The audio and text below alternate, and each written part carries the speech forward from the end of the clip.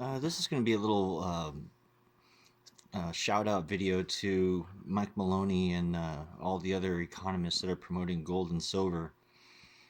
These are circuit boards from inside a computer, like a modem, a RAM chip, a little PCI slot extension board. And what they do is they put these gold strips for the circuit board, the plug and play boards that you put in these slots on the main board. And these uh, connectors on these circuit boards have gold strips on them. And I'm thinking that it would be an interesting idea if there was a banknote that had gold strips in the paper itself, just like this, and the value of that banknote would equal the value of however much gold strips that you have in your banknote. Like 30 gold strips would equal, 10 U.S. Federal Reserve note dollars or something like that. And there would be no confusion on the value of the banknote or depository, whether or not the bank that you deposit your gold to, there would be no deposit. I guess in this case, the banknote itself would represent the gold value of the strips that it says its value is. Because if you look at some of these history documentaries, they actually say that a lot of banks went under because they didn't have enough gold and silver to back their banknotes. And using gold strips in the banknotes or silver strips in the banknote, whatever, that would uh, you know there would be no confusion there.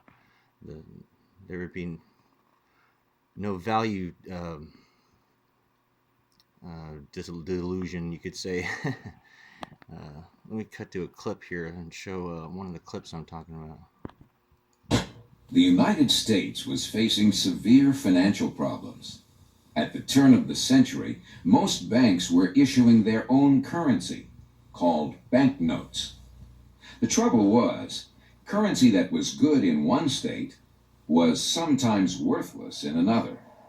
People began to lose confidence in their money, since it was only as sound as the bank that issued it. Fearful that their bank might go out of business, they rushed to exchange their banknotes for gold or silver. By attempting to do so, they created the Panic of 1907.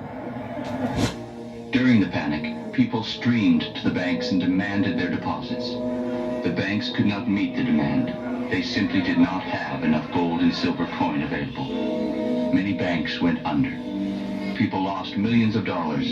Businesses suffered, unemployment rose, and the stability of our economic system was again threatened. See, so in that clip, in those couple of clips there from the documentary by the Corporate Report, Century of Enslavement, the banks went under in 1907 because they didn't have enough gold and silver coin to back the banknotes that they issued their customers. But if that was back in 1907 when they didn't really have the technology like we do today to make gold strips like this that they put in circuit boards on computers. I'm pretty sure they didn't have that kind of technology or automation back then. And I think it would be really easy to turn that automation from making, strips for circuit boards to making strips for banknotes and giving them actual value. And then there wouldn't be any panic that could possibly happen where the bank wouldn't have enough gold or silver to issue the customers for their banknotes because the strips would be right in the banknote itself.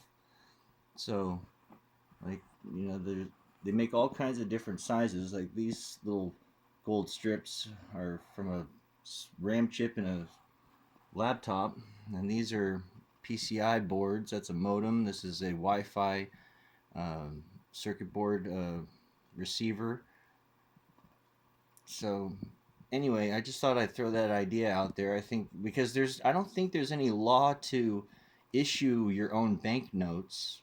Like any bank can issue a banknote, but there is a law against counterfeiting where you copy another bank's banknote.